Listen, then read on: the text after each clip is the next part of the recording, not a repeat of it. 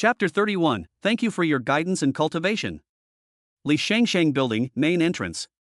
An elderly man with gray hair is lying on the ground, surrounded by an anxious crowd. Heart disease can be fatal, but why did it strike at this critical moment? It's all over, President Zhao is already this old, what if? The ambulance.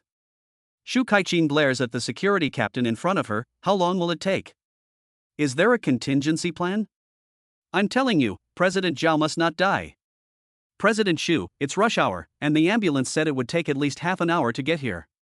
The security chief was sweating with worry. He had already given President Zhao the medicine, but it wasn't working. Get out of the way, you amateurs. A firm voice rang out, and everyone turned around to see Wu Shuang rushing out at great speed. He pushed past the security guards and knelt down next to President Zhao. His lips were blue, which was not a sign of a heart attack. There are muscle spasms and convulsions, indicating severe loss of sodium in the body, as well as abnormal body temperature. This is severe heat stroke. The air conditioning in the building is too low, and the temperature difference outside is too great. The elderly man couldn't handle it. Quick, carry him inside and turn on the air conditioning. Wu Shuang gave the order, but the security guards didn't dare to move. Listen to him. It wasn't until Shu Kaiqin spoke that the security guards hurriedly carried Mr. Zhao into the lobby. No one was allowed to get too close, to avoid localized overheating. Wu Shuang tore open Mr. Zhao's clothes until only his underwear remained. He asked the security guards to bring towels and buckets, and kept wiping and applying cold compresses to Mr. Zhao's head and neck, armpits, groin, and other areas with large blood vessels. After 10 minutes or so, Mr. Zhao opened his eyes slightly and regained consciousness. Damn, that was professional. This Li Shangshang group is full of hidden dragons and sleeping tigers, and there are even people who know first aid. It's really great that Mr. Zhao is fine. Under the watchful eyes of countless people, Wu Shuang opened a bottle of chilled sports drink, inserted a straw, and fed it to Mr. Zhao. This is to replenish your electrolytes and water. Don't drink too much. With that, Wu Shuang looked up at Shu Kaiqin and said sternly, "We've saved him, but we still need to go to the hospital as soon as possible for observation. Acute heatstroke is no trivial matter, it can kill people. Did you hear that? Hurry up and contact the ambulance." Shu Kaiqin turned to the security guard and said, "The company paid for you to go to training on first aid, but I see it was for nothing." Luckily. What's your name? Wu Shuang. Luckily Wu Shuang came to the rescue, otherwise if anything happened to Mr. Zhao, I would fire all of you. Mr. Zhao of Qixing Group, a famous entrepreneur and philanthropist. He does real charity work, not just for show, and has helped to build countless projects in many places across the country. The primary school that Wu Shuang was attending was rebuilt with Mr. Zhao's money, and the quality was top-notch. Therefore, as soon as he heard that a good person had been involved in an accident, Wu Shuang hurried downstairs to rescue him. Ahem. Why am I naked? After replenishing electrolytes and water, Mr. Zhao finally recovered most of his strength. Shu Kaiqin was a woman after all, and it was not convenient for her to come out in public. She hurriedly ordered an employee who was similar in build to Mr. Zhao to strip naked and help change clothes. By this time, the ambulance finally arrived. The medical staff rushed in with the first aid kit, and then they were dumbfounded. Didn't someone say they were about to die? Where is the person? They have already been rescued. Nonsense, how can an unprofessional person? The first aid doctor's words were not finished before he was pulled aside by the security team leader for some explanation. Damn, this kid is good, his technique is second to none. No, it's just a little hobby. Wu Shuang shrugged his shoulders, turned his head and walked away. He thought to himself, this is great, I'm afraid Miss Shu won't fire me now. Li Shangshang Group, Sales Department. Because it is a trading company, sales are the priority, and the employees here are all elite soldiers, belonging to the kind with money and status within the group. You kid, you've done well. You've already made a name for yourself in front of Director Shu. A group of colleagues surrounded Wu Shuang, and one balding middle-aged man was the most excited, constantly running his hands along Wu Shuang's nape. This is our Chief Niu, he just likes to touch people's napes, it's not what you think. It wasn't until a colleague explained that Wu Shuang let go of his clenched fist, otherwise he would have really hit him. Ha ha ha, being able to show off in front of President Shu is a great honor for our department head. With a wave of his hand, the head of the cattle department said that tonight we welcome our new colleagues, and I will treat. Great. With that, Wu Shuang was sandwiched by a group of people and went to a Japanese restaurant across the street. As for why they were eating Japanese food, there was a story behind it. Back when our group was not yet big, whenever someone took a large order, President Xu would treat everyone to dinner at this restaurant. Over time, this became a tradition, and most of our salespeople come here to eat. Oh, I see. Wu Shuang followed and entered the restaurant. Under the attentive hospitality of the owner, he went into a private room, took off his shoes and sat down. But before his butt could get warm, the glass in front of him was filled. Section Chief Niu grinned evilly. How can a salesperson not know how to drink? Come, this is the first time we meet, let's see how deep you are. Great. Wu Shuang may not have the skill to drink, but with his strong constitution, his capacity for alcohol is off the charts. In just 1 hour, he had already drunk all his colleagues under the table. They were all lying on the tatami mats, half-conscious and babbling nonsense. Wu Shuang, what do you think of Manager Xu? She's so fierce. If I could, I'd like to be fiercely scolded by her every day. Section Chief Niu, don't say that. Manager Xu is here, she's eating next door. Ha! The colleague's information was correct, Xu Kaiqin really came. Although there was an incident, important customers should not be neglected. After visiting Mr. Zhao in the hospital, Xu Kaiqin hurried to the banquet. As Section Chief Ma said, Xu Kaiqin has a deep affection for this Japanese restaurant. She will take any first-time customer here to dinner and talk about her own history of struggle. Come on, everyone, let me mention. The bar is part of the shopping mall. As a strong woman, Xu Kaiqin's ability to set the pace is second to none. Soon, glasses in the private room kept clinking. Meanwhile, a sneaky figure appeared. Standing at the door of the next private room, Wu Shuang easily found Xu Kaiqin's high heels on the shoe rack. He picked them up decisively, walked to his private room, and threw them in. Congratulations, you have received a reward, skill points x1. Successfully used skill points, congratulations host, massage +1. Hey! This kind of low-level desire is really too simple. What are you doing throwing my shoes? Unfortunately, because she had been drinking, Xu Kaiqin had to go to the toilet halfway through. She happened to witness what Wu Shuang had done. How dare you? Do you have a problem? Say something to me. The anger of the female tyrant was devastating. It instantly attracted a large number of people, including the distinguished customers. Looking at their puzzled expressions, Wu Shuang suddenly had a brainstorm. He spoke loudly. During today's induction training, it was said that our corporate culture includes gratitude, which is children thanking their parents for their upbringing. But in my opinion, employees should also be grateful to their leaders for their cultivation. President Xu, I don't mean any harm by this, I just want to find an opportunity to show my gratitude. As he spoke, Wu Shuang looked over at the waiter beside him and asked him to get a basin of water, as he wanted to wash the leader's feet. Chapter 32, The Sorrowful Beauty of a Mature Woman. Everyone in the Japanese restaurant was shocked. Damn, why don't I have an employee like that? I'm so jealous. This kid is so touching. No, I have to invite him to give a lecture at my company. This was the thought of the bosses present. Is this kid being stupid? Boy, I've seen people lick their leaders, but I've never seen anyone do it without any martial arts skills. He's only been working here for 1 day, and he's already trying to suck up to the boss. He's got a lot of ambition. This was the thought of the employees present. Damn, why couldn't I think of a reason like that? Then I could have touched her feet. This was the thought of Niu Kachang, but unfortunately it was already too late. Facing the pressure from the customers, Xu Kaiqin chose to compromise. She found a chair to sit on, crossed her legs, and coldly watched as a basin of hot water was placed in front of her. Ms. Xu, it's time to take off your socks. Wu Shuang looked up, her tone soft. It's hot, isn't it uncomfortable to keep your feet covered? You can't have a good wash if you don't take them off. Wait a minute. Xu Kaiqin frowned slightly, got up, and walked very reluctantly into the bathroom. A few minutes later, she returned to her original position with smooth, white, naked legs. Wu Shuang couldn't help but marvel at the sight of her up close. She was well maintained. Middle-aged women are at the time when aging accelerates, and their skin loses moisture, which makes it easy to turn yellow and sag. But Xu Kaiqin's skin, compared to that of a woman in her 20s like Lu Yuxi and Lu Liangyin, was not much different. Ha! Just as he was daydreaming, Wu Shuang suddenly smelled a sour smell. Looking down, he saw that it was General Manager Xu's feet. It's hard being a working woman. In formal situations, stockings and high heels are almost a must in order to look dignified.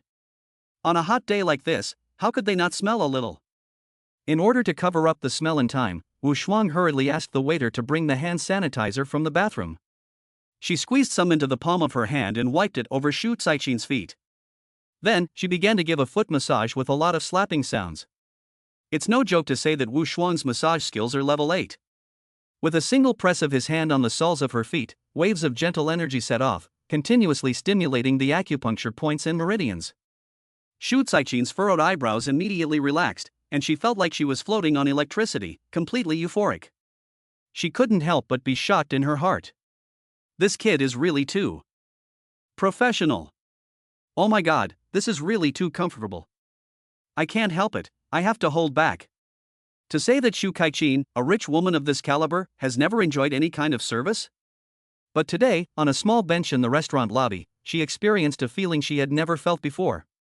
Her aching feet seemed to disappear, her fatigue vanished, her worries dissipated into smoke, and she was carried up to the heavens by the ultimate pleasure. Well.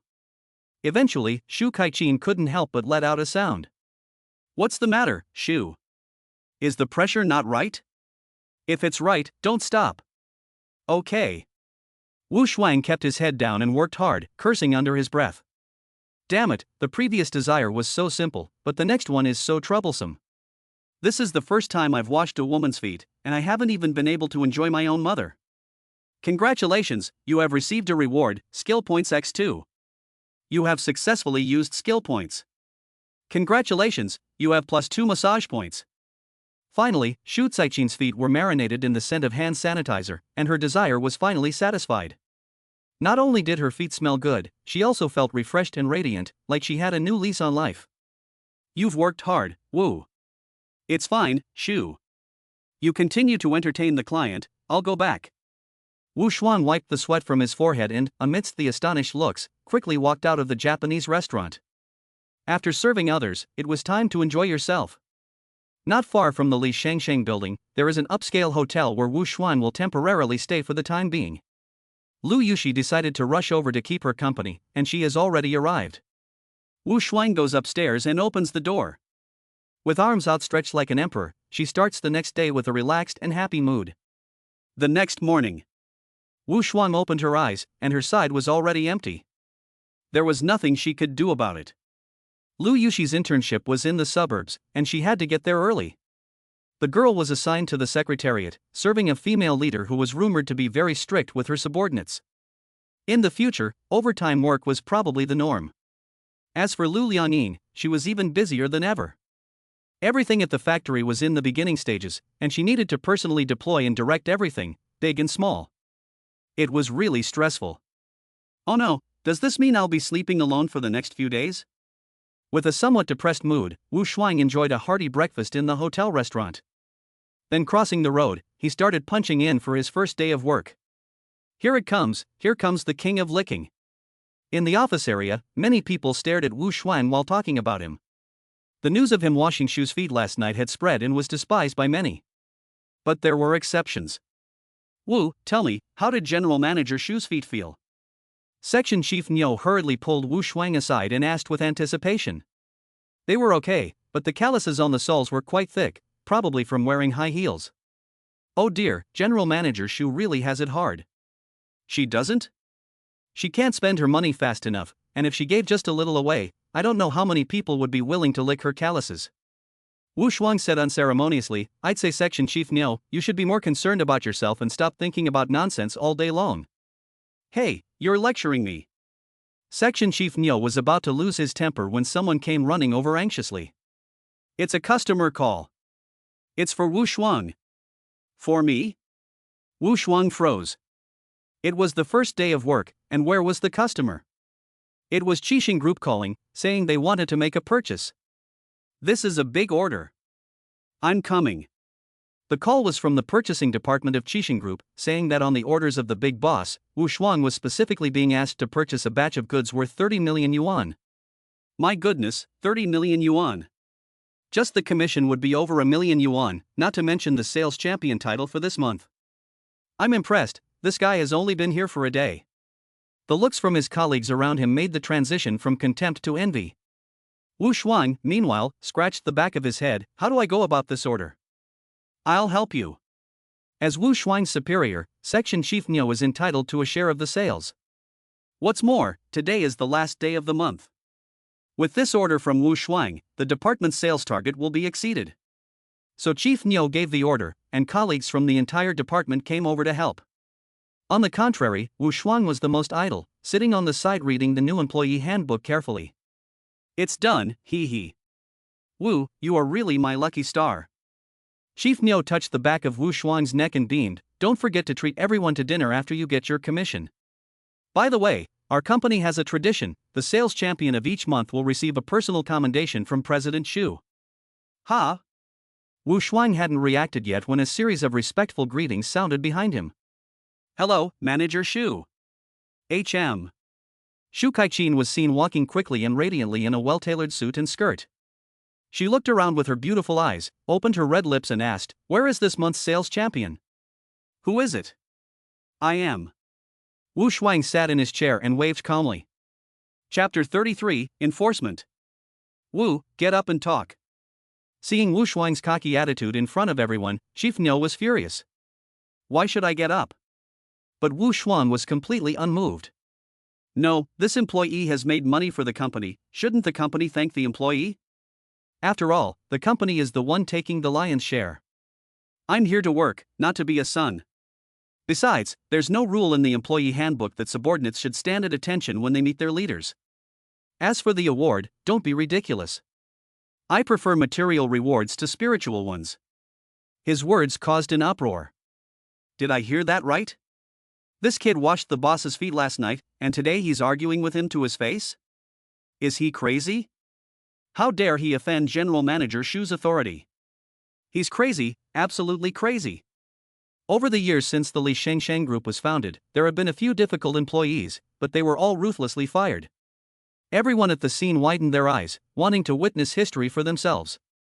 After all, being fired just after getting the promotion was unheard of, and it was exciting. Ha, you young people are quite aggressive. Unexpectedly, not only was Xu Kaiqi not angry, she laughed out loud. She looked at Wu Shuang with a smile, but you shouldn't be too arrogant either. I think you know very well how this order came about. However, the result decides everything in our group, and the process doesn't matter. Well, I look forward to your future performance and see if you can win the sales champion again based on your abilities. After saying that, Xu Kaiqin took out an old pocket watch from her pocket. You want a material reward, right? Okay, but I didn't prepare anything in advance, so I'll just reward you with this watch. Oh. Wu Shuang took the pocket watch but didn't even look at it. His gaze was fixed on Xu Caichin's face. Ding! Xu Caichin's list of desires had been updated. 1. It's been a long time since I met such a headstrong young person. Just wait, I'll definitely tame you completely. 2. Damn, I seem to have gained weight recently. I really want to lose weight quickly. 3. My feet are a bit sore again. I really want to get a foot massage again. Damn. Wu Shuang almost wanted to swear. Even after all this, they're not firing me? You're addicted to foot washing, aren't you, Xu Kaiqin? That measly reward? No way, I'm not bowing my head again. Wu Shuang had finally managed to erase his image as a workplace lapdog and turn back into himself? Don't even think about it. Hey, what are you still doing here when President Xu has already left? Section Chief Niu snapped Wu Shuang out of it with a slap and said enviously, Wu, do you know the origin of that pocket watch? No. It's General Manager Li's relic, and General Manager Xu has always carried it close to his heart. Oh, what bad luck. Hey, kid, this is a sacred object in our company. Do you know what it represents? That General Manager Xu really likes me? You got it. Section Chief Niu snapped his fingers, but found Wu Shuang's expression extremely constipated. You need to know that Li Shengsheng Group is one of the leading companies in Beijing City, with high salaries, good benefits, and a big platform. Many of the employees have worked there for most of their lives, so staff turnover is very low. There are very few vacancies, and it is a dream workplace for many people. It was really strange that Wu Shuang was so reluctant to work there. After some simple analysis, Section Chief Niu concluded that there were only two possibilities. 1. Wu Shuang is a rich kid who doesn't need the money, and is only doing the internship to get by. 2. Wu Shuang is a silly person with a problem in the brain. So Section Chief Niu began an investigation and soon discovered that Wu Shuang was wearing all kinds of expensive and trendy brands. But this didn't mean much. After all, young people nowadays are notorious for overspending, and they'll take out loans to buy whatever they want. Continuing the investigation, this time Section Chief Niu went directly to the Human Resources Department and looked up Wu Shuang's student file. He lived in the countryside and had even applied for a poverty scholarship his freshman year. Could it be that he really is a silly idiot? Section Chief Niu still didn't quite believe it and decided to initiate a final test. When he finished work at noon, he led the way in the teasing, "Wu, you've won the sales champion, you should treat us to dinner." Wu Shuang was a little reluctant. The money hasn't even been credited yet. Section Chief Niu wouldn't let up. "Don't worry about the money, besides, no one else has ordered takeaway, they're waiting to soak up your good luck." "Okay then." Wu Shuang was about to nod when he heard Section Chief Niu say where he wanted to go for dinner. "Dragon King Seafood? No way, that's too expensive. Come on, you'll be making over 1,000,000 renminbi commission, what's a meal?" Niu concluded that Wu Shuang was broke and had a screw loose. Out of consideration for his subordinate, the place of dinner was changed to the nearby Haiti Lao. After a big meal, the group returned to the office with toothpicks in their mouths. But as soon as they entered the door, they were stopped. "Which one of you is Wu Shuang?" A middle-aged man in a suit and tie, looking capable, asked with a smile. "I am. Sorry to disturb your lunch break, I am the lawyer of Qixing Group, my surname is Wang." The middle-aged man respectfully handed over his business card. "I came this time under the special instructions of Mr. Zhao. It is not convenient to talk here, shall we find somewhere to talk in detail? Let's go to the meeting room." Section Chief Niu hurriedly interrupted and made the arrangements. After all, Qixing Group is a big customer and cannot be neglected. The air conditioning in the meeting room was turned up quite high. After closing the door, Lawyer Wang gave a deep bow. "First of all, on behalf of all of us at Qixing Group, I would like to express my heartfelt thanks to you. My boss is already feeling better, but he can't be discharged from the hospital yet, so he has entrusted me to come here to repay the debt of gratitude for saving his life." "Wait, haven't you already given me a performance bonus?" Wu Shuang asked in surprise. "Oh, this is just the first step." Lawyer Wang said with a smile, "My father always believes that it is better to teach someone to fish than to give them a fish. So starting today, no matter which company you work for in the future, you will definitely have our Qixing Group on your list of major clients. If you want to start your own business, Qixing Group will provide you with all the funds and resources you need. By the way, if you come directly to Qixing Group to work, we will create the perfect career path just for you." Wu Shuang was a little speechless about this. It was useless. Anyone else would have been ecstatic, but him, well, there was no way he could work for someone else, let alone start his own business.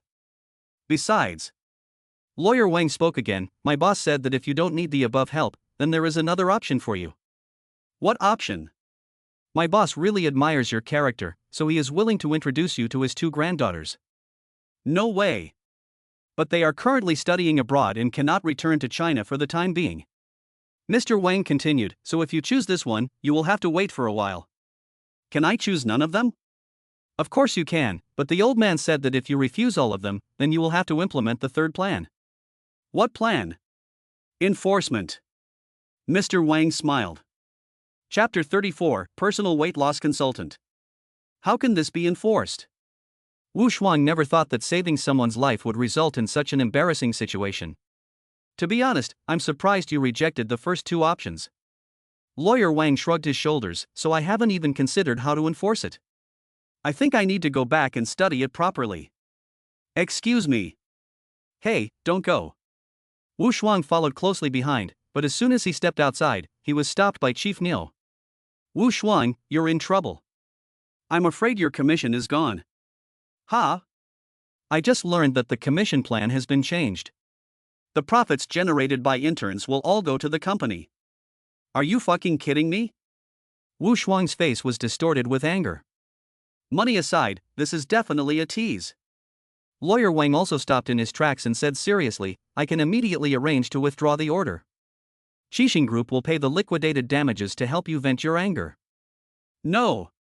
Wu Shuang didn't want to ask for help from others, and he walked away. Taking the elevator to the upper floors, she arrived in front of the chairman's office and, without saying a word, pushed the door open. "It's you again?"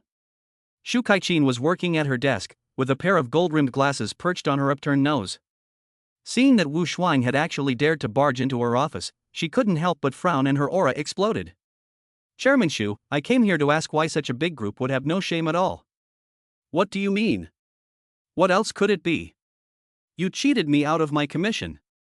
Wu Shuang walked straight to the large desk, put her arms on it, and glared at Shu Kai-chin, saying, "If there's no explanation for this, I'm not going anywhere, I'll just keep an eye on you every day." "What happened to the commission?" Shu Kai-chin realized there might be a misunderstanding, so she quickly picked up the phone and dialed the group's financial director on speakerphone. "Yen and I, has there been any adjustment to the commission plan for sales? I didn't know about it. President Shu, you told us to make the changes, saying that the interns."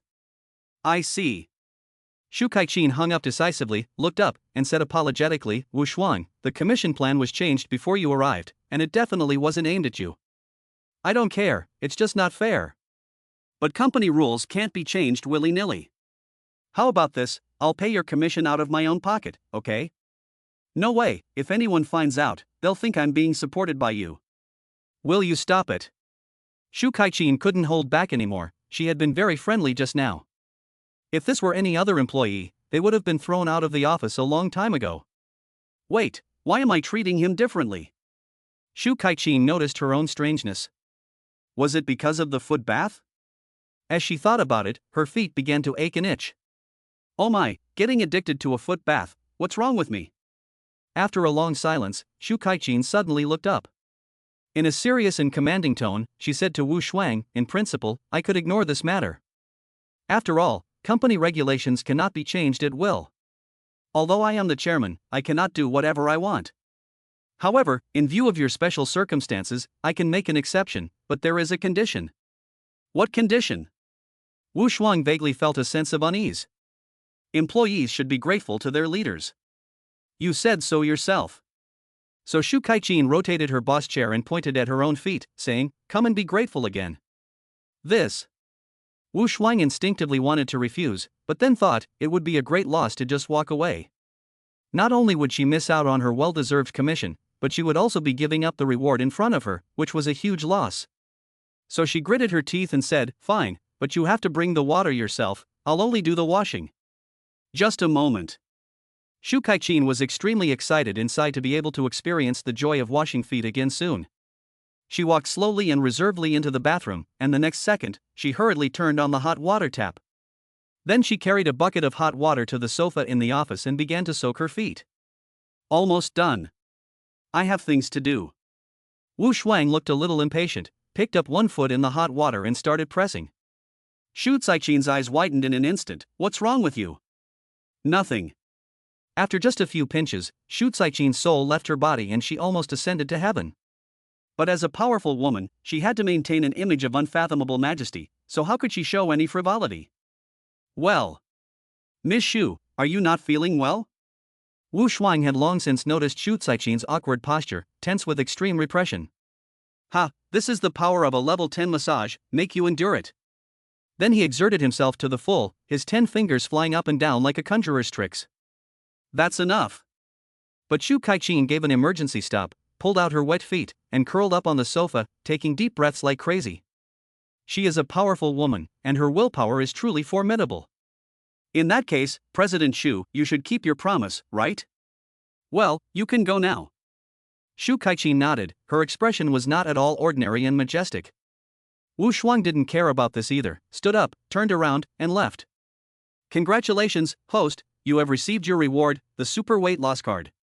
Super Weight Loss Card, you will receive a reward of 10,000 yuan for every gram of weight loss you help someone lose. This reward can only be used for a single goal and will automatically expire once the optimal weight is reached." As soon as Wu Shuang grasped the door handle, he froze. Damn it, 10,000 yuan for every gram lost, that's 10 million yuan for every kilogram lost. The only problem was the target candidates. Lu Yushi was too skinny, and Lu Liangyin had an extremely low body fat percentage, so there was no way to get money from them. "Wu, what are you doing there? Get out of here." Shu Kai-chin's tone was very unpleasant, because at the moment she urgently needed some privacy to lie back and savor the pleasure of her feet. But who knew that Wu Shuang not only didn't go out, but came back again? President Shu, when I was washing your feet just now, I noticed a problem. What problem? You've put on a bit of weight. How dare you? Shu Kai-chin heard this and hurriedly covered her tummy. It is in a woman's nature to love beauty, and Shu Kai-chin is no exception. For a long time, she has spent a lot of money on various treatments, so although she is already in her middle years, her skin is still supple and smooth, and her appearance is ageless, not inferior to those of female celebrities. But when it comes to her figure, it is difficult. There is a kind of fat called overwork fat. Shu Kai-chin is busy all day long and has no time to exercise at all. Although she usually pays attention to her diet, some social engagements simply cannot be avoided, which has caused her weight to keep rising. Shu, there are no strangers here, so I have a strange request, so I might as well just come right out and say it. Wu Shuang didn't consider herself a stranger at all, and said directly, I want to become your personal weight loss consultant, and help you lose weight without affecting your work. Ridiculous, I disagree. Shu Kai-chin decisively refused. She didn't want her employees to see her private side. Don't be in a hurry, just hear me out. Wu Shuang raised the corners of her mouth. If you agree, I promise to wash your feet every day as an incentive for you to lose weight. What incentive? Do you think I want to wash my feet every day? What nonsense! Really? Wu, I can see that you are a bit. Shu Kai-chin spoke incoherently, but was ruthlessly interrupted by Wu Shuang. I'm just asking if you're willing. If not, I'll leave now. I'm willing. Shu Kai-chin said with her head bowed. Chapter 35, Making Big Money and Seeing the World. Losing weight is actually very simple, just control what you eat and exercise more. But most people fail to lose weight because they can't stick to it. Wu Shuang fully considered this and made the following arrangements. 1. He would be responsible for cooking delicious and nutritious meals that help to lose weight, and deliver them to Shu Kai-chin's table at regular intervals. 2. All social engagements that can be cancelled will be cancelled, and those that cannot will be attended by Wu Shuang, who will take care of the drinking and eating while Shu Kai-chin takes care of the business talks. 3. Shu Kai-chin must do high-intensity exercise for 3 hours every day, during which time Wu Shuang will personally guide and accompany her, and no one is allowed to disturb them. 4. Shu Kai-chin must wear a smart sports watch 24 hours a day to be monitored in all aspects. All of the above is very strict, and it is hard for the high and mighty Shu to accept. But the body is your own, and the lure of health and beauty, the joy of washing your feet every day, made Shu Kai-chin finally nod her head. Then it's settled, let's meet tomorrow. The next day, as soon as she started work, an official notice popped up on everyone's phone. The latest sales commission plan is invalid, and the old plan will be used again? Starting today, group leaders will be paired with interns? Shu is responsible for taking Wu Shuang? Starting today, all leadership offices will be off limits? The new notices don't seem to be very important when taken individually. But when combined, they are worth pondering. Wu, you're not related to President Shu, are you? Section Chief Niu asked Wu Shuang in a mysterious tone, pulling him aside. Haha, how could President Shu be related to a poor relative like me? You're right. Let's stop chatting. Section Chief Niu, I'm going to go up and learn from President Shu. Go ahead. Wu Shuang took the elevator upstairs, pushed open the door to the chairman's office, and saw Shu Kai-chin standing in front of the French windows, taking a phone call. You must increase investment in this project. Don't worry, the headquarters will definitely support you. Okay, that's it. Ah, you're here, Wu. Shu Zong, you didn't keep your word. It was an important matter. Shu Kai-chin was about to explain when Wu Shuang walked over to the desk and pointed to the Bluetooth headset on it. You can make the call, but you have to do it while exercising. No, that won't work, you'll be breathing heavily. Just say you're exercising. That won't work either, people might get the wrong idea. At this point, Shu Kai-chin realized that something was wrong and her face flushed a little. This was the first time Wu Shuang had seen Shu Kai-chin blush, and the image of her authority in her eyes immediately diminished a little. Don't make excuses, Shu, I'm only doing this for your own good, otherwise would I bother? What do you say? I'll put on my headphones. Shu Kai-chin complied. Yes, Wu could have easily let her off the hook. But she was being strict for her own health.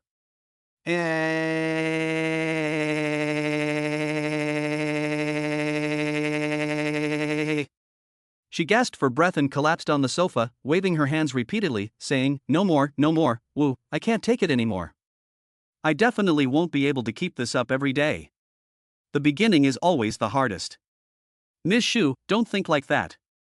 Here, lie down. I'll help you soothe your muscles." Wu Shuang once again used his signature technique, a full-body massage. After the whole set, Shu Caixin's back didn't ache anymore, her legs didn't hurt, and even her physical fitness had recovered quite a bit. That wasn't all.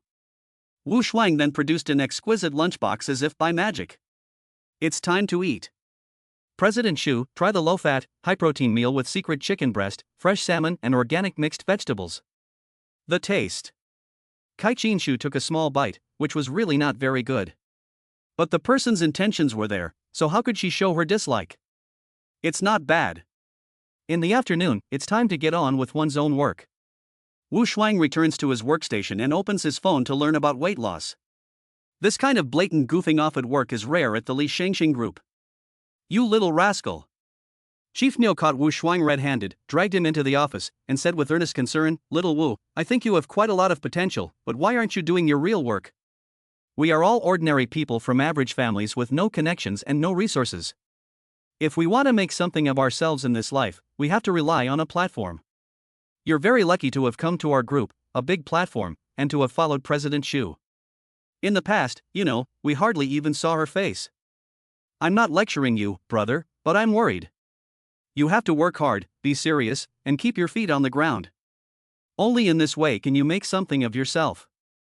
Understood, Chief. Remember to behave yourself from today onwards, and work overtime in the evenings like everyone else." "I can't, Chief. I have something to do in the evenings." "What is it?" "You're not seeing your girlfriend, are you?" "Sort of." "In that case, I can't say anything." "You'd better watch out." Chief Niu shook his head. Young people nowadays are so impractical. Wu Shuang, meanwhile, shrugged, went back to his workstation and continued to fish.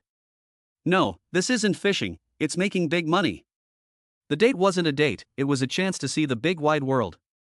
In the evening, Wu Shuang left the office on time, as usual. But this time, he went straight to the parking lot and got into an Alpha minivan. This was Shu Caixin's exclusive car, with an extremely luxurious interior, first-class privacy and sound insulation, and the driver wouldn't even know how many people were in the car. "Wu, can you handle the dinner tonight? Don't make any mistakes." At Shu Caixin's level, the dinner parties she attends are not just business affairs, but gatherings of capitalists. They discuss high-end topics such as mergers and acquisitions. If anything embarrassing happens, it will be a disgrace to Shu Caixin's reputation.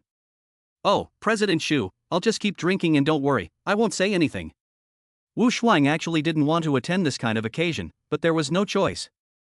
After the banquet, President Shu had worked up a sweat. The Alpha baby stroller stopped and started, finally leaving the congested road and driving onto the viaduct. It sped all the way, finally arriving at a private mountain villa in the suburbs. It looked unremarkable from the outside, but inside it was extremely luxurious, like the mansion of an ancient noble, with pavilions and buildings, birdsong and flowers. The dining room is in an attic, with an antique design, and even the waiters are dressed in ancient women's clothing. "Oh, President Shu, you're here. Why did you bring someone else?" As soon as they go upstairs, a bald man with a loud voice welcomes them with open arms. Shu Caixin responds to the hug with a hearty response, while introducing, "This is Xiao Wu, my assistant, here to help me enjoy myself." The bald man is instantly interested. "Help you enjoy yourself? What do you mean?" "Oh, it's just that I'm getting old. I went to the hospital for a checkup the other day and found out that a lot of my indicators are not good." Shu Caixin pretended to be depressed and said, "The doctor said that I can't drink anymore and I have to eat less, so I brought Wu here to drink and eat." "Oh, I see. It seems that this Wu has a good drinking capacity, doesn't he?" The bald man's eyes lit up. "Someone, open a bottle of Mauzi first and let Wu perform." "I'm not going to perform," Wu Shuang said impatiently. Chapter 36, You're so uncivilized. What did you just say? The bald man was a little incredulous after hearing Wu Shuang's angry scolding. "I said, if you want to watch a performance, go home and watch it, don't set the pace here." Wu Shuang stared at the bald man and said in a stern voice. The reason for his attitude was certainly due to the bald man's rudeness. But more importantly, it was desire. Ding! Shu Caixin's list of desires has been updated. 1. Is Diao Yongxiang here too? How disgusting. I really want him to disappear in front of my eyes. 2. I hope I can lose weight this time. 3. Xiao Wu is still a nice person, I must tame him for my own use. It is clear that Shu Caixin is disgusted with this bald man, Diao Yongxiang, and her desires have skyrocketed to the top of the list. Very good, you little brat, you're interesting. What deeply puzzled Wu Xuan was that Diao Yongxiang did not continue to attack. However, after glaring at him viciously a few times, he returned to his seat without saying a word. Wu, come here for a moment. Shu Caixin is a meticulous person who was worried that Wu Xuan has gone too far, so she quickly gives a brief introduction of the situation in simple language. Diao Yongxiang, a local builder, is uneducated and of questionable character. However, he has been lucky and has developed rapidly over the years, growing his business bigger and bigger, and has become a top-ranked builder in the province, with an astonishingly high net worth. Although uneducated, Diao Yongxiang is not stupid at all, and understands the importance of social circles. He spent money to cultivate relationships and broke into the circle of the city's top entrepreneurs. He attends every gathering. He is a man who will stop at nothing. How about this, later you find an opportunity to toast him a few times, and I'll smooth things over again, and everything should be fine. Shu Caixin's words moved Wu Xuan a little.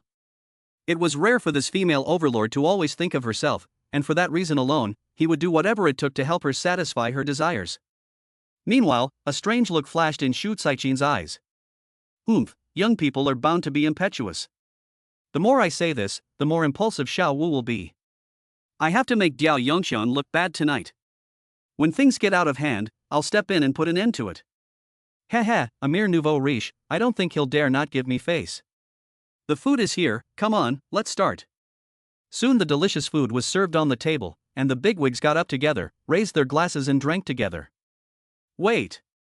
At this time, Diao Yongxiang suddenly said, this drinking is also inviting outsiders, and President Xu has set a bad example. I care most about fairness. If she can invite, I can invite too. Come on up. President Diao. There was a flurry of footsteps, and a group of burly young men actually surged up. Ha, isn't my outside help awesome? Diao Yongxiang grinned evilly, but I won't bully the weak with the strong, one after the other, that's only fair. Lao Diao, why are you playing it so big? One of the bigwigs said with a complex look in his eyes. This is a high-end gathering, not a crazy game of rock paper scissors at a food stall. Diao Yongxiang quickly picked up the conversation. Don't worry, big brother, I guarantee they will be civilized and orderly, and whoever is rude can just leave. As he said this, he looked at Shu Caixin provocatively. There is actually another story behind this. Diao Yongxiang is divorced and single. After meeting Shu Caixin, he launched a pursuit offensive, but was rejected without mercy. I think it's fine. Come on, let's drink. Wu Xuan's response kicked off the evening. Drink. The city of Beijing has a strong drinking culture. Therefore, the big shots are also happy to watch people fight over drinks. Although they can't drink anymore, it's still fun to watch. But soon, their eyes were not looking right. Facing Diao Yongxiang's fierce attack, Wu Xuan not only responded calmly, but also behaved very civilized. He drank each glass with a smile and courtesy, and after finishing, he held the glass upside down to show his sincerity, then picked up the chopsticks to try the food, chewing slowly and enjoying the meal. In contrast, Diao Yongxiang's side had pulled a groin, and the foreign aide's tongue was not smooth after drinking, and he leaked half of a bite of food directly, making him extremely indecent all over. Get the hell out of here and replace him. Diao Yongxiang's face twitched a little, because he had never considered replacing him. These foreign players are all Bacchus gods in the construction industry, and dealing with a pretty boy? That's a piece of cake. Mr. Diao, there's something wrong with this kid, I'm afraid he took pills beforehand. Seeing that he had already lost a move, one of his subordinates noticed something. Oh? Taking pills, huh? As a man of the alcoholic battlefield, Diao Yongxiang of course knows that there is an imported drug that can make you drunk after 1,000 cups. But there is a drawback to this drug, it is not effective with beer. So Diao Yongxiang waved his hand and the game escalated. Deep water bomb, arrange it. A small glass of white wine sank into the huge beer glass. This way of drinking is extremely easy to get drunk, which made Shu Caixin frown. It seems that there is no hope. To say that this little Wu is really a surprise, his alcohol tolerance far exceeds that of the average person, but unfortunately the other party's tactics are even more vicious. Diao Yongxiang, I'll get you later. Good.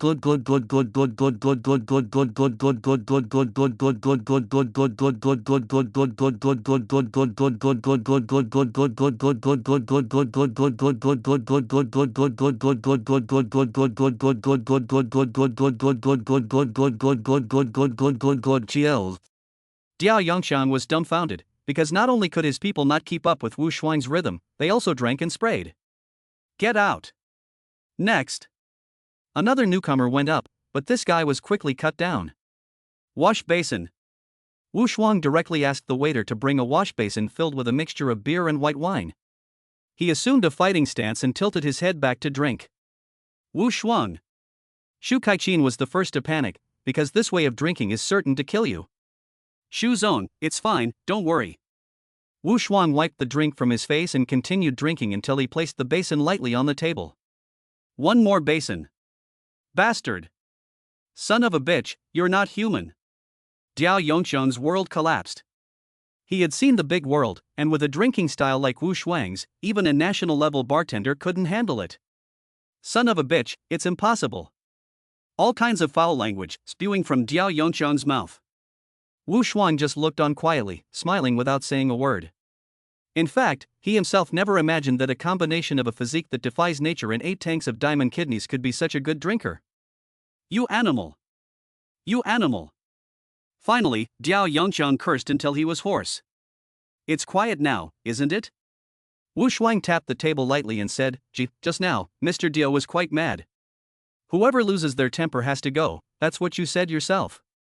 Yes, we are all respectable people, we can't go back on our words. Shu Kaiqin hurriedly agreed. The bigwigs also chimed in, "Diao, you've gone too far." No one who was drinking said anything, so who were you shouting at? I. Diao Yongxiang understood that he had really messed up this time. But he still didn't quite believe it, and walked quickly up to Wu Shuang and asked, "Kid, dare you go to the hospital with me for a checkup?" "I don't think we need to go to the hospital." At this point, Shu Kaiqin interjected, "The medical team is already downstairs. I called them. Let's go and get checked up." Chapter 37, I can handle this on my own, right? The medical team was indeed called by Shu Kaiqin at the last minute. The purpose was to worry about Wu Shuang drinking and having an accident, so that first aid could be administered quickly. Shu Kaiqin never imagined that this move would become the decisive blow that would crush Diao Yongxiang. Are you sure about this? Inside the medical vehicle, Diao Yongxiang was holding onto the doctor tightly. There is nothing wrong with that kid? Are you serious? The equipment doesn't lie, please don't be like this. The doctor said helplessly, apart from a slight alcohol level in the young man's body, he has no other problems. I must say, this is the first time I've seen someone with such a strong constitution. Mr. Diao, that's enough. Shu Kaiqin quickly agreed, you are after all a well-known person, don't be so stubborn. Damn it. At this point, Diao Yongxiang also knew that there was no way he could turn things around. According to the rules, he had to leave quickly, and for a long time to come, he would be too ashamed to attend the bigwigs' gatherings. Goodbye. Diao Yongxiang's face was ashen, and his figure disappeared into the night. And the person who was happiest about this was Shu Kaiqin. The bald guy finally got embarrassed. This kind of thing still has to rely on the young. I really didn't expect Wu to be such a good drinker. Perhaps it was because of the excitement, but in a daze, the image of an old person appeared in Shu Kaiqin's mind. He was also young and handsome, arrogant, with an extraordinary capacity for alcohol, and thought nothing of himself. Shu Kaiqin shook her head.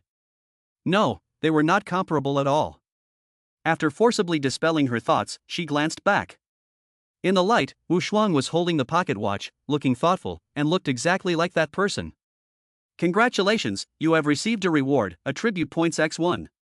Congratulations on successfully using an attribute point. After feeling the wonders of her enhanced constitution, Wu Shuang decided to strengthen it as a priority. The effect was quite astonishing. After adding 3 points, dizziness, tinnitus and nasal congestion all set in at the same time. After a short period of discomfort, Wu Shuang was pleasantly surprised to discover that her 5 senses had been upgraded. Her vision was clearer, her breathing was more unobstructed, and even her hearing had become much more sensitive. From a distance, she could actually hear the ticking of the pocket watch. Wait, there's also a pounding heartbeat approaching. Wu, you've worked hard tonight. Shu Kaiqin appeared in front of Wu Shuang and said in a rare gentle tone, "Are you okay? Do you want to take a leave tomorrow?" "Thank you for your concern, Miss Shu. I'm fine." "That's good, but you still need to be careful and don't be so pushy in the future." "Thank you, Miss Shu." "Don't thank me, I'm doing this for the sake of the group's image, no matter who it is." "Oh, I see." In the following period, Shu Kaiqin strictly followed the requirements every day, controlling her diet and exercising more, and had already completely adapted to this intensity. The results were extremely gratifying. She had lost a total of 8 kilograms. Seeing the excess fat on her body decreasing day by day, Shu Kaiqin was overjoyed and her whole person was full of vitality and drive. As for Wu Shuang, he was even happier. 8 kilograms of fat is 80 million. With such an amazing fortune coming in, the bank's account manager's phone has been ringing off the hook, trying to persuade Wu Shuang to buy financial products. This kind of thing is annoying, but a complaint can solve it. Right now, there are 2 more annoying things for Wu Shuang. The first is that Shu Kaiqin can't lose any more weight. With weight loss, it's always faster at first and then slower. Shu Kaiqin is not a fat woman, but she is slightly overweight in middle age. Once the fat is gone, what's left is all lean muscle, which simply cannot be burned through exercise. Wu Shuang is quite open about this. There's no such thing as endless money. But the problem is desire. The system is slow to make a judgment, and Shu Kaiqin has reached her optimal weight. It's just stuck there. The second thing is sleep. Recently, both Lu Yuxi and Lu Lianyin have become extremely busy and have no time to take a break. Wu Shuang has been sleeping alone for several nights in a row, which has caused his internal fire to become a bit too strong, and his urine has turned yellow. As soon as he arrived at work that day, Wu Shuang noticed that the company was different from usual. Many people looked anxious and hurried, as if something big had happened. When he arrived at the chairman's office, Shu Kaiqin was actually not there. Wu Shuang quickly opened the smartwatch app on his phone and discovered that Shu Kaiqin's heart rate was currently very high. If she wasn't exercising, then she must be in an exceptionally excited mood. It seems that something really has happened.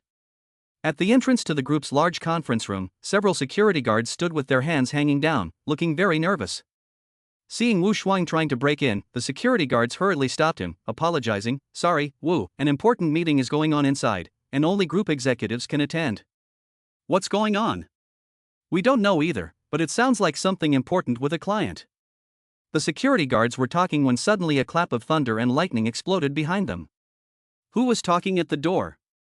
Don't you know there's an important meeting going on inside? There are absolutely no rules here. No discipline. I'd like to see who has the nerve. With the rumble of thunder, the conference room door was flung open. Shu Kaiqin appeared behind the security guards with an expression of unprecedented anger. "Shu Shuzong, we didn't mean to. He was the one who asked us." The security guards were suddenly so scared that they trembled and pointed at Wu Shuang, trying to shift the blame. "Shuzong, I just saw that you weren't in the office, so I came over to ask." Wu Shuang, on the other hand, was very calm and didn't show any signs of fear. But this time he had hit a nerve. "Who are you? What gives you the right to ask about my whereabouts?" Shu Kaiqin was like a man on fire, continuing to bombard him with questions. "Do you know the company's rules? Do you know that the group leaders are all inside? How dare you interrupt such an important meeting? Do you believe I will fire you?"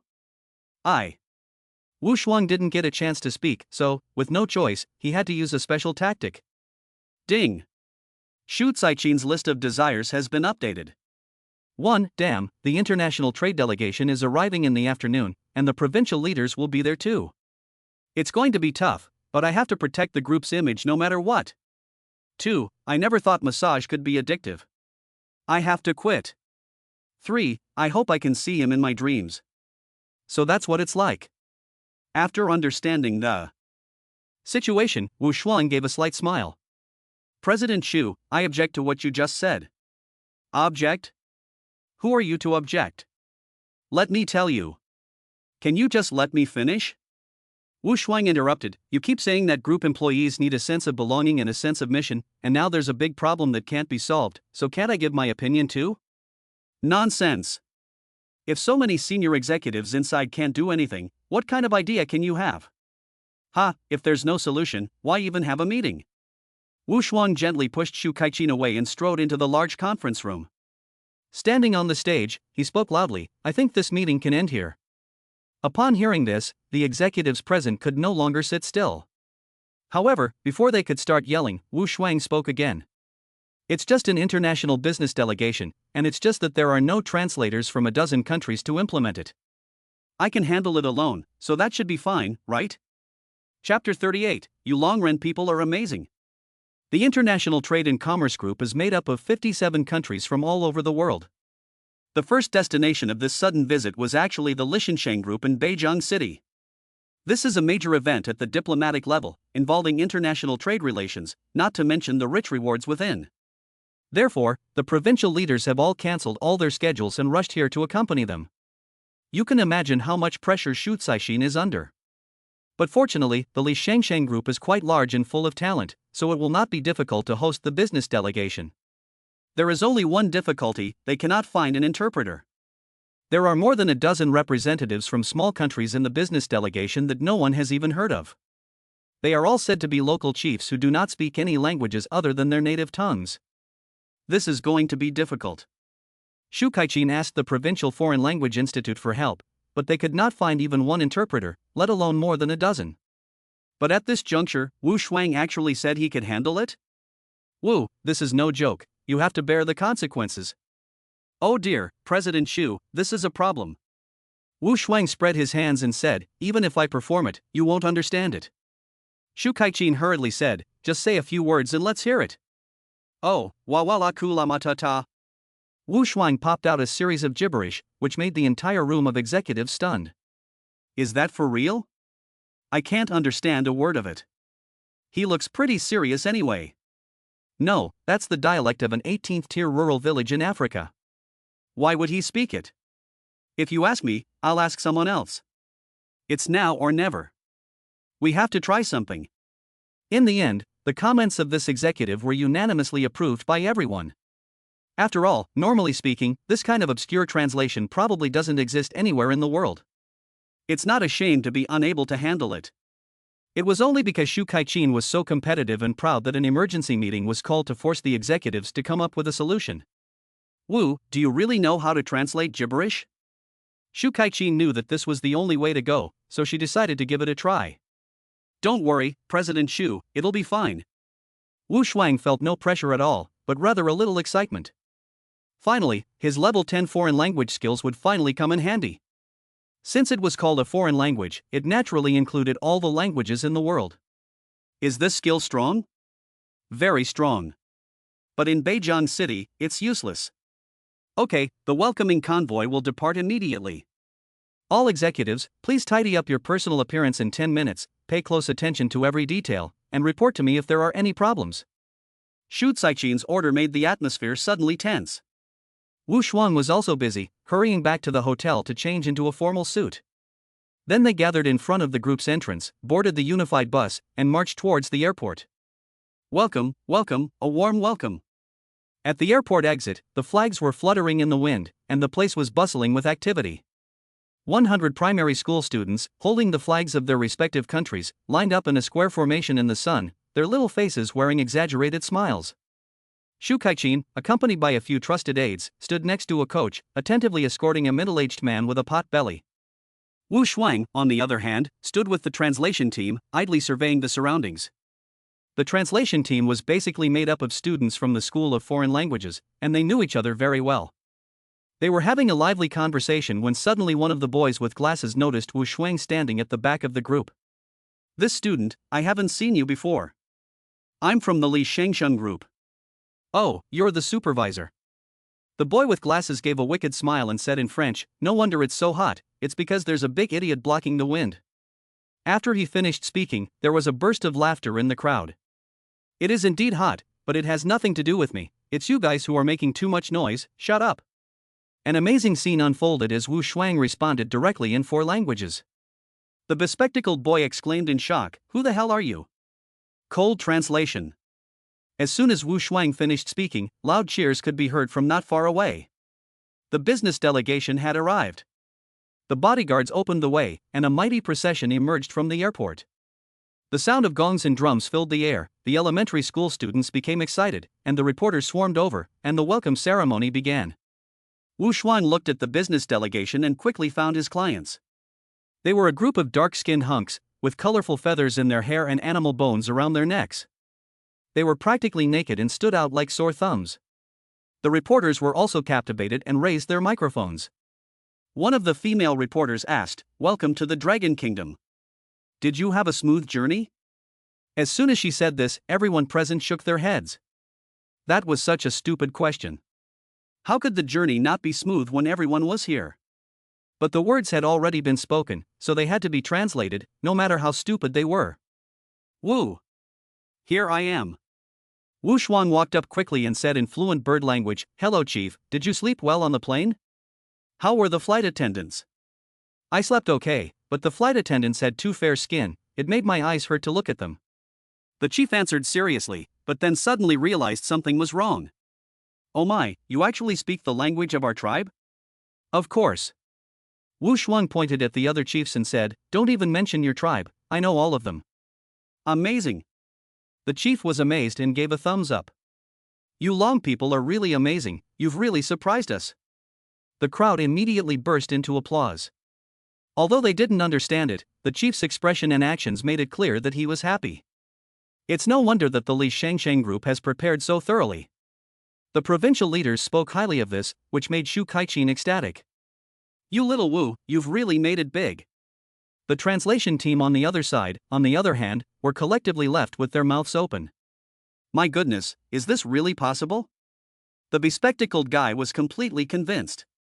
He was the leader of the group and, after receiving the commission, had categorically told the people from the Lichenshan group that it would be impossible to find a translator who spoke the local language. And now, he had been thoroughly embarrassed. "Oh my friends, why do you let the children stand in the sun while you stay in the shade?" The chief took Wu Shuang's hand and asked the question on his mind. The leader is really awesome. "Oh, what I mean is that this symbolizes the children growing up like flowers in the sun." "I see. I really envy you. Your children all have shoes to wear, unlike my tribe, where everyone is barefoot." "Wait, if you are so poor, what kind of trade are you here to discuss?" "Oh, it's like this. Not long ago, a diamond mine was discovered in the ravine of our tribe." "That's perfect, just what our Li Shangsheng group needs, high-quality raw materials." Wu Shuang chatted and laughed with the chiefs the whole way, and the atmosphere was flying along with the rhythm. Incidentally, he also took the liberty of finalizing a verbal agreement for orders including ore, rare animal bones, and natural jewelry. These things are extremely precious, and there is no worry about selling them internationally. The chiefs were so careless about selling them, and I don't know how many people they upset. Chapter 39 Credit and Honor. The international trade delegation had a very busy schedule. They stayed in Beijing City for half a day and left in the evening by bus, without even having dinner. After standing in front of the group's gate to complete the farewell ceremony, Shu Kaiqin did not move, her face full of excitement and a rosy hue, while the words of praise from the leaders drifted in her ears. After all, it is better to have power than money, not to mention the real background of the Li Shangsheng group, which is state-owned and controlled. Shu Kaiqin's late husband didn't think much about it when he took over the contract factory that year, and just got straight to work. He kept putting it off, and as it got bigger and bigger, the issue of equity became even more difficult to resolve. In the end, a certain big shot stepped in and made sure that Shu Kaiqin personally held 27% of the shares and enjoyed complete autonomy in decision-making. The state-owned assets side only took care of the dividends and did not interfere with the management. "President Shu, there is something that requires your approval." A voice interrupted her thoughts. Shu Kaiqin turned around and saw the group's financial director, Yanni. "What is it, Yanni?" "Well, the dinner we booked for the trade delegation hasn't been cancelled yet." "Are you kidding me? You're asking me about something so trivial?" "Of course the dinner booking has to be cancelled, since the trade delegation has already left." "But, President Shu, someone said that it can't be cancelled." "Who?" "Xiao Wu." "Xiao Wu." Shu Kaiqin was annoyed. Who does he think he is? He thinks he's done something great and is getting carried away? Shu Zong, then I'll cancel the reservation? If you're going to do that, tell Xiao Wu to come to the office and see me first. Shu Kaiqin finished speaking and hurriedly stepped into the elevator in her high heels. She sat down in the office's boss chair, and a few minutes later the door was knocked on. "Come in. You wanted to see me, Shu Zong."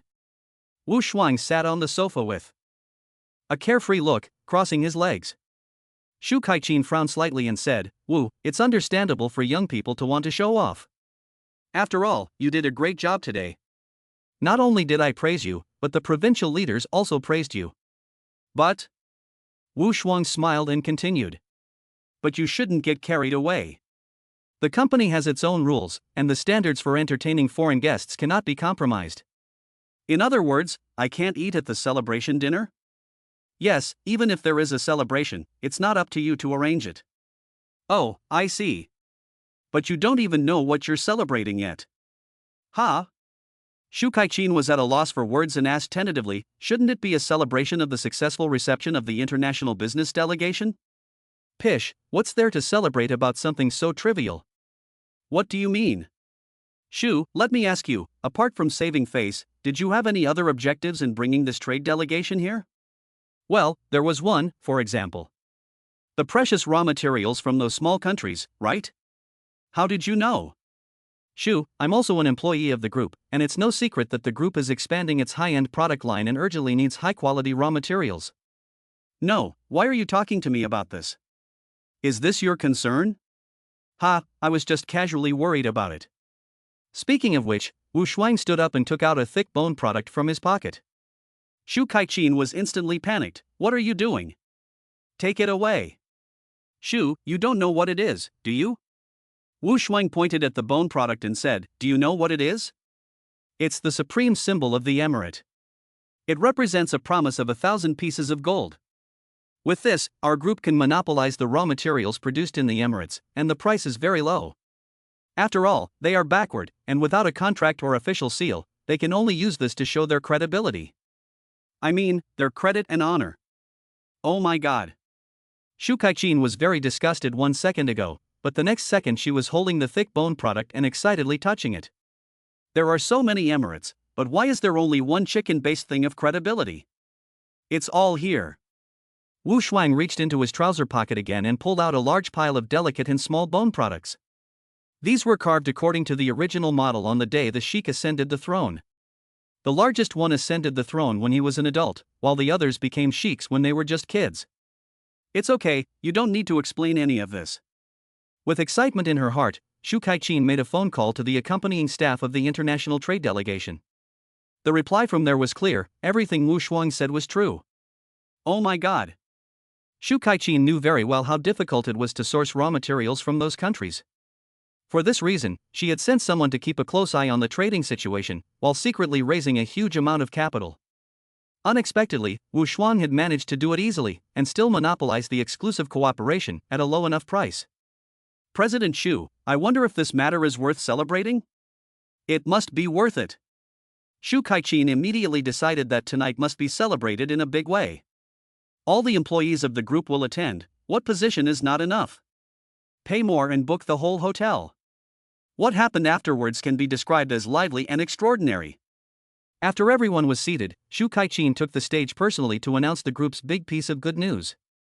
She also highlighted Wu Shuang, calling him the #1 hero and a model for all employees to learn from.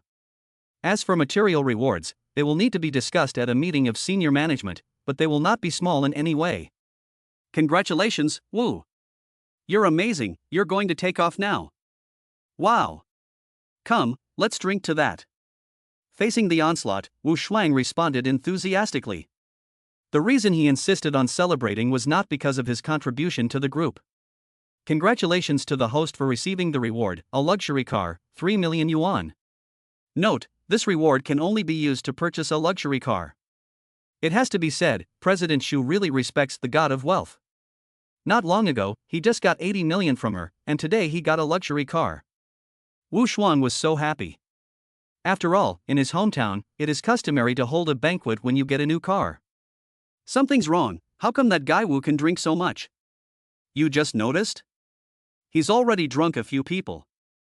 Let's finish eating and leave." "Ha, a bunch of losers." Chief Neo looked at the fools returning in defeat, arms folded, and sneered. As his direct supervisor, he of course knew how much Wu Shuang could drink, but he just didn't say anything, laughing as he watched the people from other departments go and get themselves killed. As time passed, all the talents came to their senses. They wiped their mouths and slipped away, and soon the banquet hall was deserted. Wu Shuang was having a great time, but suddenly he had no opponents left, so he had to bow his head and eat his food. But just then, a slender hand holding a wine glass was extended in front of him. Wu Shuang, come, drink with me. Sister? Wu Shuang looked up and saw, to his surprise, General Manager Xu. She had already drunk a lot and her face was flushed, her eyebrows and eyes rippling with excitement, her red lips pursed slightly, and a slightly tipsy smile appeared at the corner of her mouth. Why, don't you call me sister? Do you want to call me auntie? Xu Kaiqin was a little drunk. With her normal drinking capacity, it was difficult for her to get drunk like this, but she couldn't help being happy today. In addition, due to her weight loss, she hadn't touched alcohol for a long time, so it was inevitable that she would absorb it faster. Well, I'll drink to you, Xu Jie.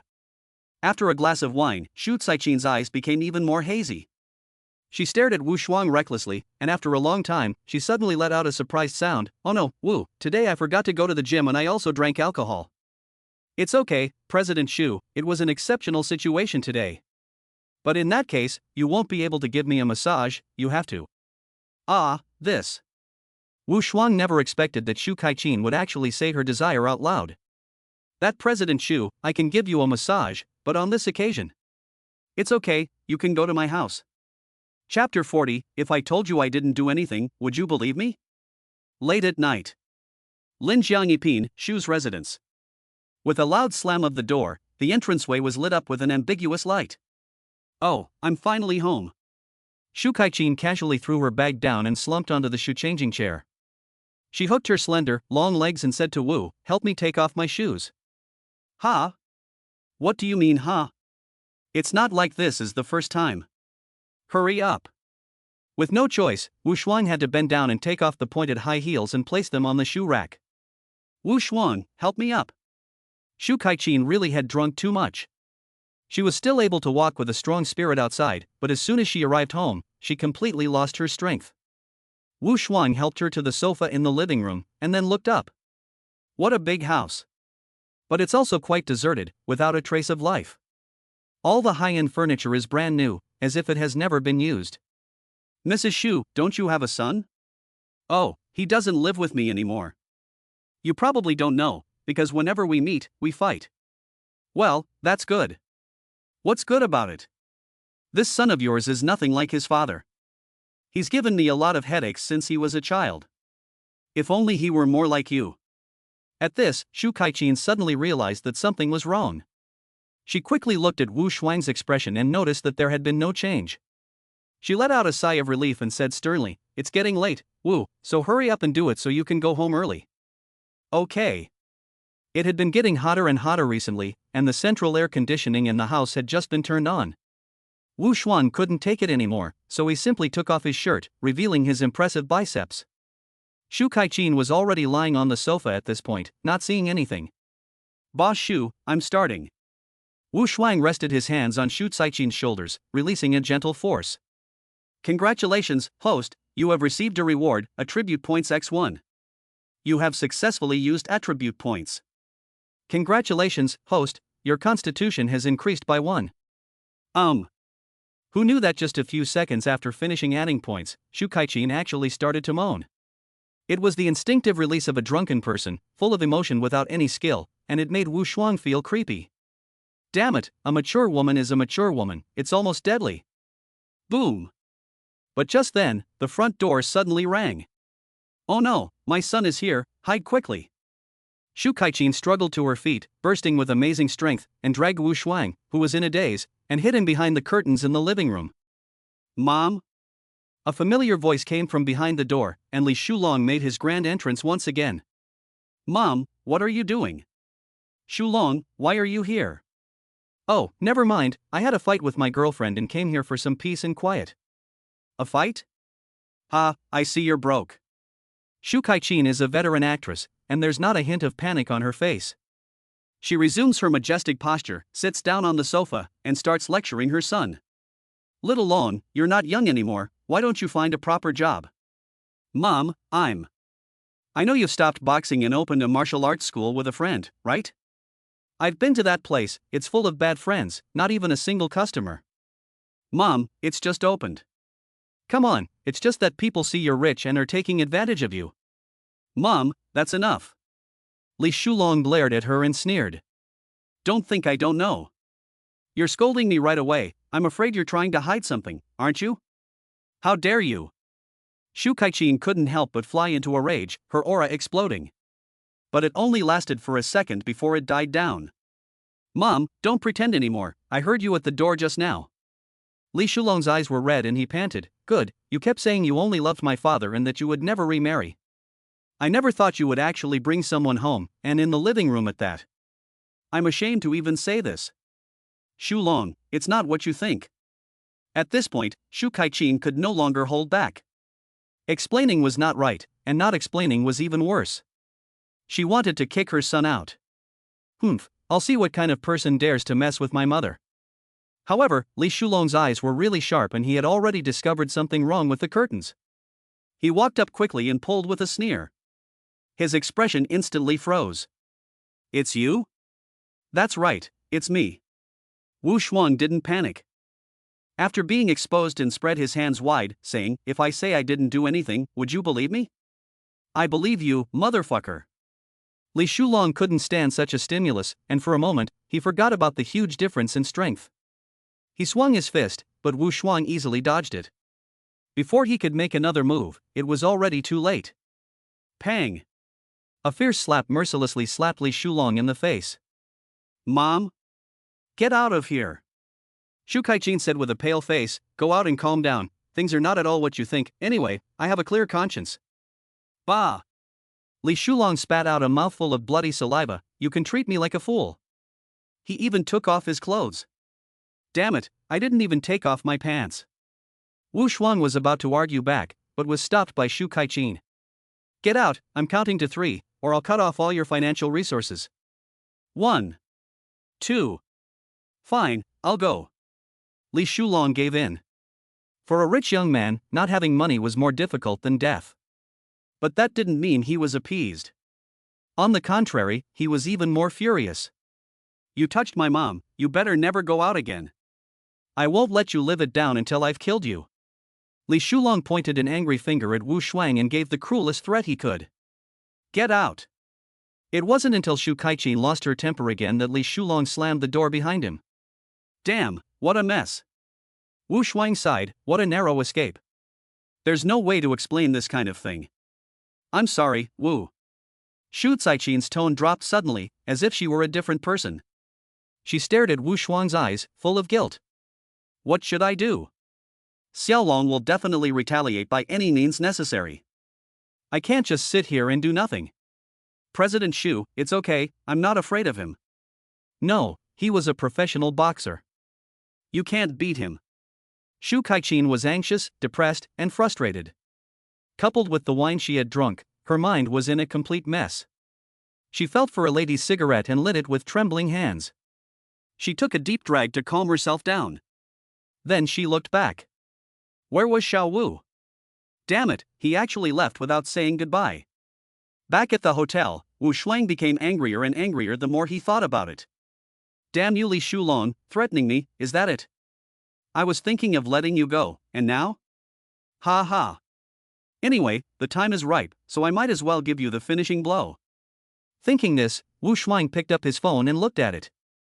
There were dozens of missed calls, all from Shu Kaiqin. There was also a message, which read, Xiao Wu, are you okay? It's all my fault, so don't get upset. President Shu, I want to resign. Please approve. Wu Shuang quickly typed a line of words, accompanied by an expression pack of grievances, and clicked send. Then he turned off his phone and went to sleep. Chapter 41, Willing to do anything to get ahead. Code Red. Miss Shu is in a bad mood today, so don't go wandering off. If she catches you, don't say I didn't warn you. An important warning was posted early in the morning in the Li Shangsheng Group's employee chat group. No one was surprised, as Miss Shu has these fits a few times a month. It's 9:15 a.m., Miss Shu is going to a meeting on the 3rd floor. Attention everyone there. 9:45 a.m., Miss Shu is heading back to her office. Everyone, don't press the elevator button, let her go first. 10:30 a.m., Miss Shu is heading to the finance office. Everyone is safe for now. 11:35 a.m., Miss Shu is on the first floor. She's leaving. The alarm is lifted, and everyone in the building breathes a sigh of relief. But Shu Kaichin feels very frustrated, because Wu really didn't come to work today. Fortunately, the phone finally connected. Out of a sense of severe guilt, Shu Kaichin decided to personally visit the employee to express her sympathy. 11:41 a.m. Section Chief Neo was standing in front of the window, staring at Shu Kaichin's movements, and stopped typing. Shu went to the hotel across the street? Section Chief Neo didn't dare to post this in the group. Was there a client to meet in the hotel in broad daylight, or? The answer was revealed at 12 o'clock sharp. Shu Kaichin and Wu Xuan walked out of the hotel one after the other, looking weird. Little Wu, I know you're feeling pent up, don't worry, I'll find a way to protect you. Okay, sister. Wu Xuan put on a wooden expression, as if she had suffered a severe psychological blow. This made Shu Kaichin feel even more guilty, and she hurriedly slipped Wu Xuan a card. This is the VIP card for Long Wong Seafood, linked to the group account. I'm sorry, sister, I'm busy and won't have time to accompany you to dinner. You go ahead and get busy, sister. I'm fine now. Wu Xuan said this, but her expression remained tense. Ding. Congratulations, host, for acquiring a new skill, acting. Holy shit, self-taught. Li Shangshan Group. Just started work in the afternoon, and a bombshell has obliterated any remaining sleepiness. After deliberation by the group board of directors, it has been decided that Wu Xuan, a sales employee, will be transferred to the chairman's office to take up the position of special administrative assistant. Wow, he's made it big time. He's only an intern. In ancient times, this would have been someone who served the emperor hand and foot. Everyone shows obvious envy, but doesn't question it. After all, although Wu Xuan had only recently joined the group, he had already made some impressive achievements, winning awards, handling important receptions, and negotiating a super monopoly agreement. Wu Xuan, congratulations, you've made it big in one step. As his direct supervisor, Section Chief Neo of course had to come and personally congratulate and see him off. However, he looked a little strange, as if he was holding back some shocking secret, which made Wu Xuan feel a little uncomfortable. Helping to carry the things into the elevator, Section Chief Neo saw that there was no one around and asked anxiously, Wu, I heard that you ended up leaving with President Shu last night? Yes, we walked to sober up. And today? What did you do this morning? I drank too much and rested at home, not doing much. Oh, not doing much. Section Chief Neo pronounced the word doing strangely, with mixed emotions. Damn, he hasn't done anything. He's even made the chairman jealous. Section Chief Neo can't believe that President Shu went to the hotel to meet Wu Xuan to discuss work. The truth is obvious, a man and a woman strolling alone on a quiet, empty road at night, both having drunk alcohol, this drywood is fanning the flames. Damn, young people nowadays are really desperate. They'll do anything to get ahead. There's a 20-something year age difference. He really knows how to talk shit. Section Chief, you can drop me off here. At this time, the elevator door opened. Wu Xuan took the package and said slightly thank you.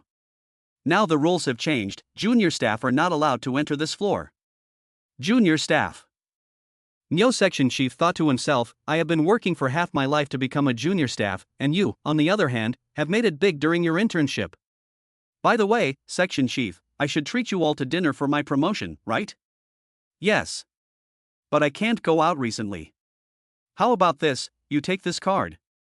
Wu Xuan took out the VIP card of Long Wong Seafood and slipped it into the hands of Niu Kachang. Order whatever you want and just use this card to pay. This is Niu Kachang's first look at the number on the card, and it's actually 001. Isn't this Shu's card? Damn it, they've really reached that point in their relationship that they've given such a precious card to Wu. Envy. Once someone has a secret in their heart that they can't tell anyone, it's an extremely difficult feeling. Section Chief Neo is in this state right now. He has discovered a shocking secret, but dares not say a word. He can only bear it silently, wave after wave of relentless stimulation. Rumble rumble. The next day at work, a domineering Lamborghini Urus slowly pulled into the parking lot. The door opened, and Wu Xuan emerged happily, humming a little tune. The top supercar SUV, the dream of hundreds of millions of men, was so easily obtained. As with the last time, Wu Shuang chose to buy a used car in order to pick it up as soon as possible. It so happened that a local tyrant had just sold the car to a car dealership, and Wu Shuang, upon seeing that the car was in very good condition and fully equipped, decisively took it. Once the car hit the road, the rate of people looking back was simply unbelievable. Many female drivers deliberately crashed into the car in the hope of getting Wu Shuang's contact information, but none succeeded because they simply couldn't crash into it. Where did this kid get such a luxury car? He must have rented it. Rent such a nice car? Is he crazy? Maybe it's for a blind date? As he watched his colleagues gossip, Section Chief Niu couldn't help sneering. Rent? With a top-class rich woman supporting him, does he need to rent a car? Damn, I never thought that President Xu would be so generous when meeting a woman for the first time. If I'd known, I would have thrown caution to the wind. Meanwhile, as soon as Wu Shuang entered the door to the chairman's office, he was met with questions. Wu, where did you get the money to buy such an expensive car? Shu Kaiqin sat at her desk, heartbroken, and said, You didn't use all your commission, did you? This is ridiculous. Young people should use their money to improve and package themselves, not to buy meaningless luxuries. It's fine to stay in high-end hotels and buy luxury cars, but with your behavior, it will be difficult for me to financially support you in the future. President Xu, I used a small part of my wealth to buy a car, which seems to have nothing to do with you, right? Wu Shuang pretended to be confused. What do you mean it's not a problem? I did it for you. Wait, a small part of your assets? Shu Kaiqin felt a little confused. From the very beginning, she had thought that Wu Shuang was just an ordinary young person from a humble background who had worked hard to get a university education and wanted to settle down in a big city. After all, that was the case for the vast majority of people. President Xu, I'm afraid you have the wrong idea about me. Wu Shuang smiled, opened the mobile banking app, and placed the screen in front of Shu Kaiqin. 9 digits? Chapter 42, I'm here to experience life. Name, Wu Shuang. Assets, 118,672,895 yuan. Attributes, Strength 31, Agility 31, Spirit 32, Constitution 36. Skills, 10th level in foreign languages, 10th level in driving, 10th level in first aid, 10th level in games, 10th level in flirting, 8th level in ancestral craftsmanship, 10th level in martial arts, 10th level in combat, 10th level in comprehensive sports, 10th level in massage, 1st level in acting. Items, none. Entry, 8-cylinder diamond kidney. 9 digits. There are only a handful of people in the entire Beijing city who can come up with this kind of cash in one go. This little Wu's family is not just rich, they're filthy rich. Shu Kaiqin was shocked. She was embarrassed. She had misjudged the situation. After what happened last night, Shu Kaiqin hardly slept a wink. She finally decided to make up for it by treating Wu Shuang well. First, she would promote Wu Shuang and give him a top-level career path. Second, she would give him various material rewards, including a VBL card. Third, she would have the group's security guards focus on protecting Wu Shuang's safety. But before she could even start arranging the third part, she realized that she had made a mistake. He didn't need any of that. Material rewards meant nothing to a wealthy young man like Wu Shuang. It was ridiculous to think that he could be appeased so easily. What's wrong, Mr. Xu? Wu Shuang couldn't help but ask, seeing Shu Kaiqin's complex expression. Nothing, Wu. I never thought that you were here to experience life. Shu Kaiqin's mood was a little low. What an outstanding young man. In such a short time, she has helped the group solve so many major problems and also helped herself. At the thought that in 2 months' time she will no longer be able to enjoy the ultimate massage, Shu Kaiqin's brow furrows. Ding! Shu Kaiqin's bucket list has been updated. 1. I hope Wu can stay by my side forever, no matter what the cost. 2. Trouble, Wu doesn't lack money at all, how can I make it up to him? I really want him to be happy.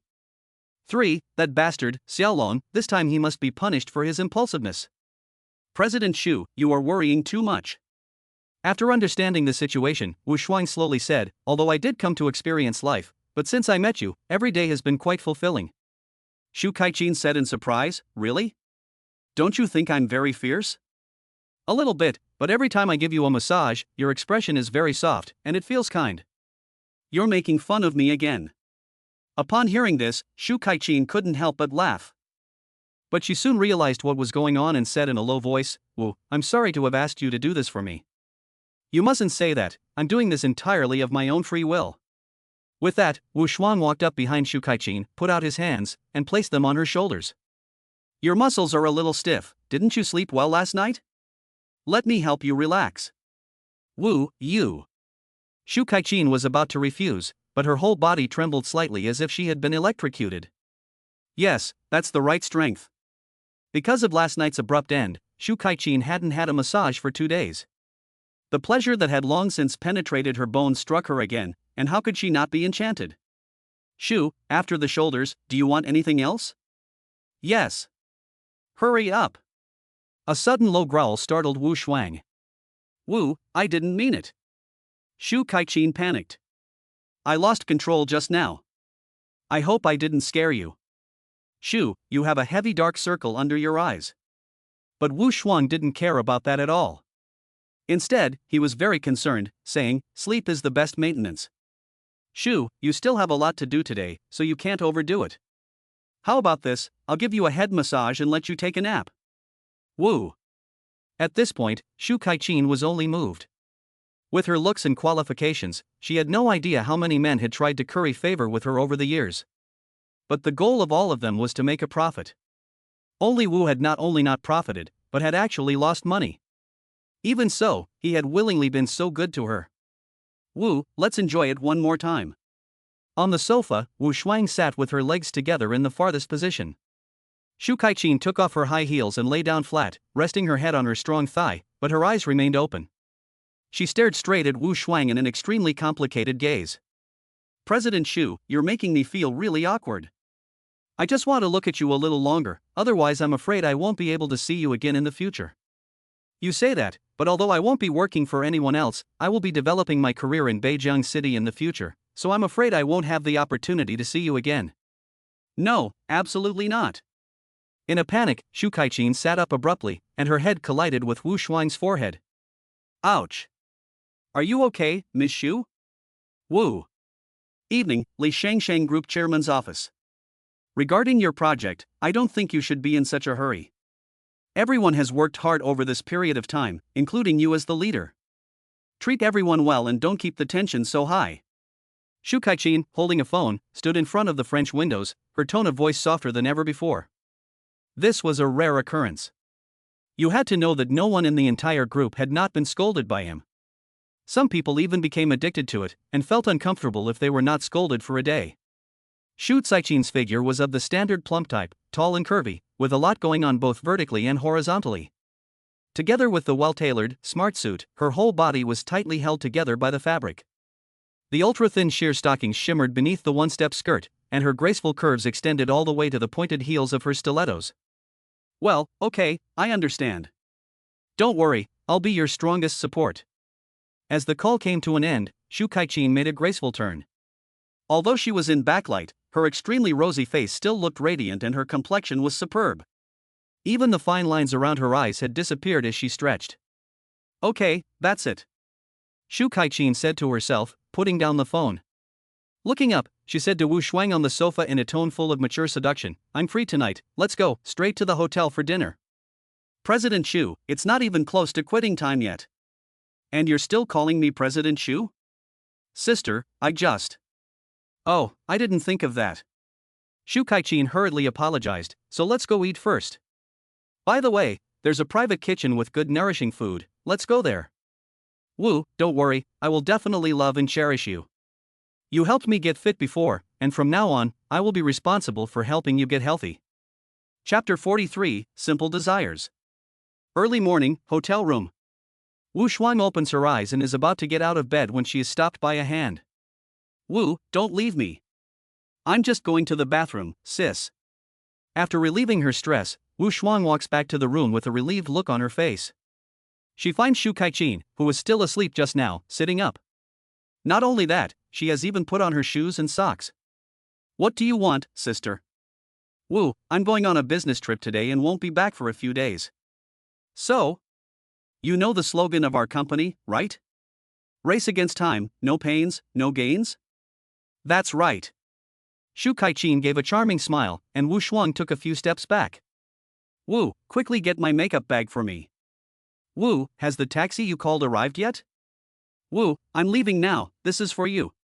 At the door, Shu Kaichin was dressed in a smart professional outfit, and her face, after some tidying up, looked even more gorgeous and peerless. Sister, this is. Wu Shuang looked at a black card in his hand, and his expression was a little puzzled. I know you don't lack money, but you still have to accept the gift.